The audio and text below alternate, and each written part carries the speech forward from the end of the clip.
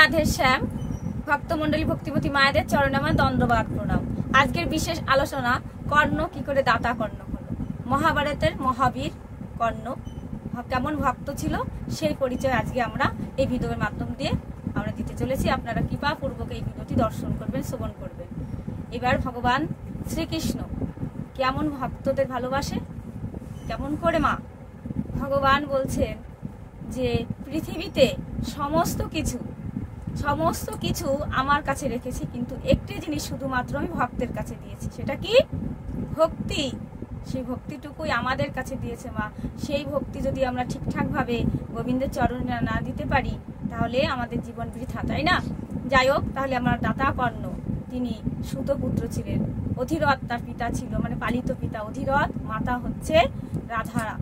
তিনি তাদের ভালো করে লালন পালন করে প্রতিপালন করে বড় করেছিলেন। সেই কর্ণ খুবই দারিদ্রতার মধ্যে দিয়ে ছিল। ক্ষত্রিয় পরিবারে জন্মগ্রহণ করেও তার আজকে এই দুরবস্থা মাতা কুন্তী দেবীর কারণে, তাই না? আমরা সবাই তার জন্ম কাহিনী জানি, কিন্তু আজকে আমরা তার যে গুরুদেব পরশুরাম, তার কাছ থেকেও কিন্তু সে কিভাবে তিনি অস্ত্রশাস্ত্র তিনি শিখেছিলেন, তাই না? তার কাছ থেকে তার মন জয় করেছিলেন। কিন্তু একদিন কি হলো, গুরু তার মানে পৃথিবীতে গুরুকে আমরা চিনতে পারি না, তাই না? কিন্তু কর্ণ সেই পরশুরামকে নিয়ে একদিন কি করেছিল, বনে গমন করেছিল। ভক্ত শিষ্য মিলে বনে তারা যাচ্ছিল। তারপরে একদিন কি হলো, এখন পরশুরাম বলছে যে শিষ্য একটু আমার কষ্ট হয়েছে, এখন যদি একটু আমরা বিশ্রাম নিতে পারতাম তাহলে খুব ভালো হতো। তখন ভক্ত সে শিষ্য কর্ণ, তিনি তো খুবই মনের দিক দিয়ে উদারতা ছিল তার, তিনি ছিলেন এক বীর যোদ্ধা, তাই না? সেই কর্ণের মতো হৃদয় আর মহাভারতে কজনের আছে, তাই না?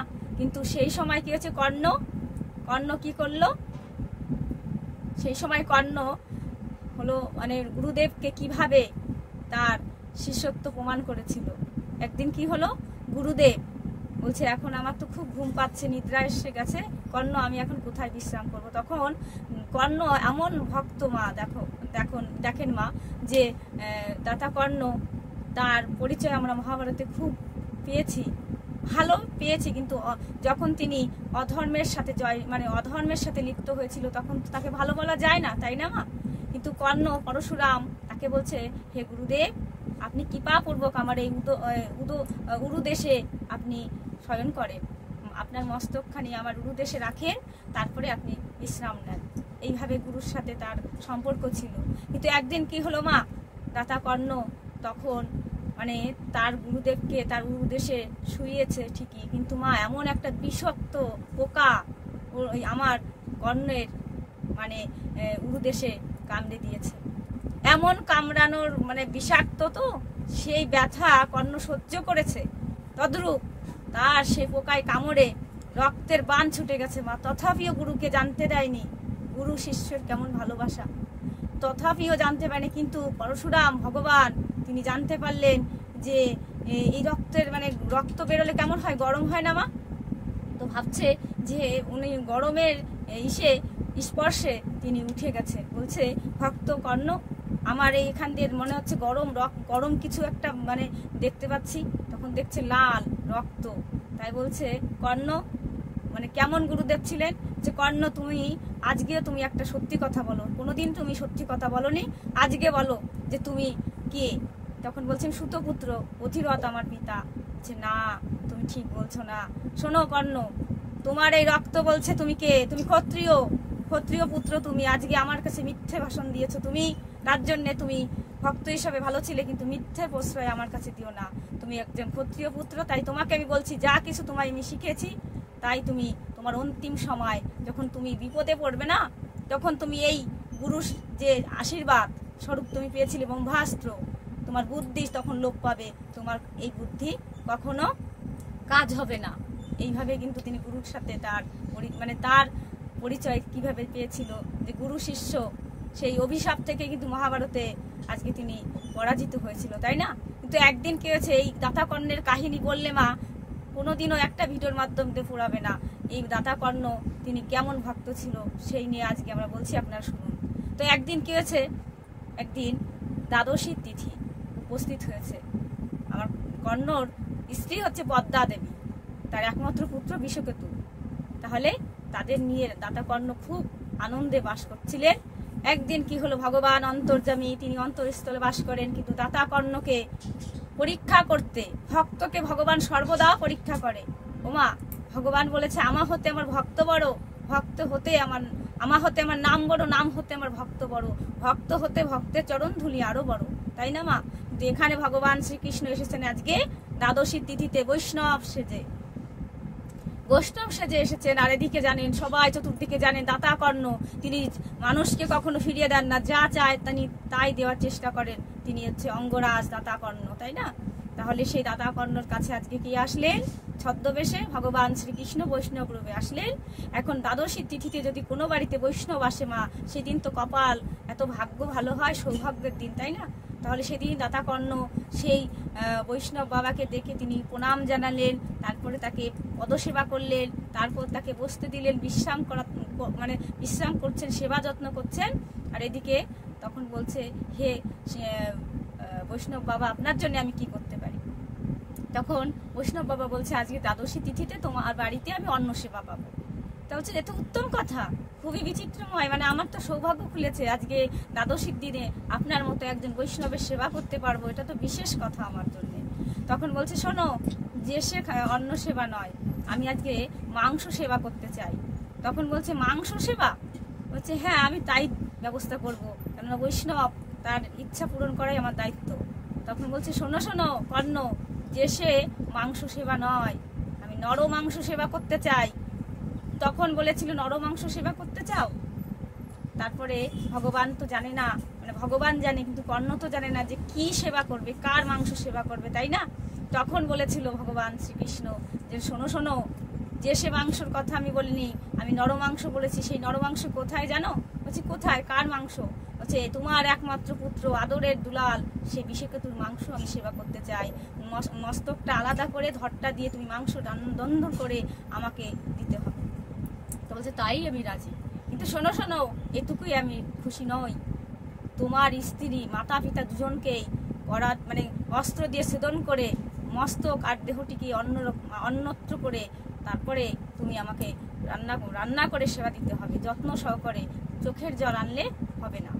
তো এরকম করুণ, এরকম কঠোর কথা কেউ পারে না, তাই না? তখন কি হলো, ছুটে গেলেন কার কাছে? পদ্মা দেবীর কাছে। তখন পদ্মা দেবীর কাছে যে বললেন, হে পদ্মা, আমাদের বাড়ি এক পরম বৈষ্ণব এসেছে, তাকে আমরা সেবার ব্যবস্থা করতে হবে, অন্ন সেবা করবে, সে মাংস সেবা করতে চেয়েছে। তখন পদ্মা দেবী বলে, তো বিশেষ কথা, ভালো তো, চলো স্বামী, আমরা একসাথে সেবার ব্যবস্থা করি। না পদ্মা, তুমি জানো না কি সেবা করতে চেয়েছে, সে নর মাংস সেবা করতে চেয়েছে। তখন পদ্মা বলে, হে প্রতিদেব, তাহলে তাই আমরা দেব, তাই আমাদের করতে হবে। জানো না, তুমি সেটাও জানো না যে কার মাংস সেবা করতে চেয়েছে? তুমি জানো আমাদের হৃদয়ের সেই একনিষ্ঠ, সেই আমাদের এক পুত্র, সেই বিষকেতু, তার নরম মাংস সে খেতে চেয়েছে। তখন তার স্ত্রী কি পারে এটা করতে? তথাপিও ভক্ত যদি হয়, ভগবান শুধু ভক্তির রসটুকু আস্বাদন করে মাগো। তখন পদ্মা দেবী এবং আমাদের কর্ণ দুজনে মিলে সুন্দর করে এই কঠিন কাজ, পৃথিবীর এমন বড় কাজ কি কোনো জায়গায় দেখেছেন মা? যে দাতা কর্ণই পেরেছিল, তাই জন্যই তো তিনি দাতা হয়েছে মহাভারতে, তাই না?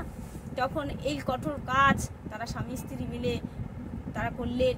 তাদের একমাত্র বুকের মানিক, তাকে এনে সযত্নে চোখের জল আনলে হবে না। তাহলে বুঝেছেন মা, কত বড় ভক্ত আর ভক্তি দ্বারা এই কাজটা হয়েছিল। তখন রন্ধন করে সুন্দর করে সেবা দিয়ে বৈষ্ণব বাবাকে ডেকেছেন। এখন বৈষ্ণব বাবা বলছেন, শোনো দাতা কর্ণ, শোনো কর্ণ, শোনো পদ্মা, তোমার এই রন্ধন তুমি করেছো, সেবা দিয়েছো, কিন্তু আমি একা একা সেবা করব না। তুমি শোনো, তোমার একমাত্র পুত্র, সেই বিষয়কে এনে দিতে হবে, আমি তার সাথে সেবা করব। বলছে, এ কি কথা হে বৈষ্ণব বাবা, আমার একমাত্র মানিক, আদরের দুলাল, তাকে তো আমি তোমার চরণে সেবাই দিয়েছি, তাহলে আমি কি করে আজকে আমার সেই বিষয়কে ফিরিয়ে আন? তাহলে সেই মানিক, সে তো আর নেই পৃথিবীতে। তখন ভগবান অন্তরস্থলে বাস করে। সে বলছে, দেখো ওই সুদূরে মাঠে তোমার ছেলে বালকদের নিয়ে খেলা করছে। তখন কর্ণ ভাবছে, এটা কি করে হয়? তখন ভগবান বৈষ্ণবের কথা তিনি তো ফেলতে পারেন না। তখন গেলেন, দেখছেন সুন্দর করে সেই বালক বিষকেতু খেলা করছে, আর পিতাকে দেখে বলছে, পিতা তুমি এখানে কি করছো? বলছে, না তুমি এখানে একটু আগে ছিলে। হ্যাঁ, আমি সবসময় তো খেলা করছিলাম এখানে। তখন সেই বিষকেতুকে নিয়ে আসলেন, আর কর্ণ ভাবলেন এ কি অস্বাভাবিক ব্যাপার, মানে বৈষ্ণব সে কি করতে পারে? আমরা নিজে হস্তে আমার ছেলেকে আমরা দুজনে মিলে ছেদন করলাম অস্ত্র দিয়ে, সেই ছেলে আবার বেঁচে উঠলো। তাহলে বৈষ্ণব পারে না এমন কোনো কিছু হয় মা? যদি শুদ্ধ বৈষ্ণব হয় সে এইরকম অস্বাভাবিক কাজ করতে পারে।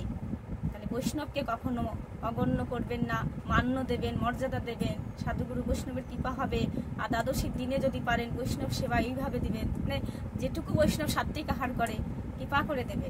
সেই দ্বাদশীর তিথিতে আজকে কি হলো, সেই দাতা কর্ণ তার পুত্র সেই বিষকেতুকে নিয়ে তারপরে তিনি সেবা নিলেন, আর বললেন, শোনো কর্ণ, আমি বৈষ্ণব নই, দেখো আমি কে, আমি শ্রীকৃষ্ণ ভগবান, এই পৃথিবীর লীলা পুরুষোত্তম আমি।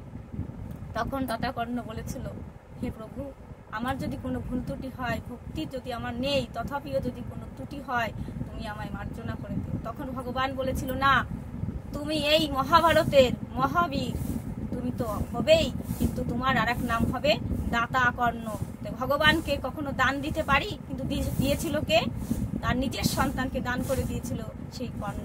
তাই তিনি মহাভারতের দাতা কর্ণ আর মহাবীর। তাই আমরা সবাই কর্ণের প্রতি শ্রদ্ধা জানিয়ে আর ভগবান শ্রীকৃষ্ণের প্রতি আমাদের অশেষ অশেষ প্রণাম জানিয়ে, ভালোবাসা জানিয়ে, হৃদয় স্থলে জায়গা দিয়ে যেন রাখতে পারি, শ্রীচরণে যেন জায়গা হয় আমাদের রাধা মাধবের। সবাই ভালো থাকবেন, সুস্থ থাকবেন, আর মহাভারতের কথা নিত্য নিত্য শুনবেন এই ভিডিওর মাধ্যম দিয়ে। আর আপনারা সবাই ভালো থাকবেন, সুস্থ থাকবেন, এই ভিডিওটি দেখবেন। আর এই ভিডিও যদি ভালো লেগে থাকে লাইক, কমেন্ট, শেয়ার, সাবস্ক্রাইব এবং পাশে থাকা বেল আইকনটি ক্লিক করবেন। রাধে রাধে।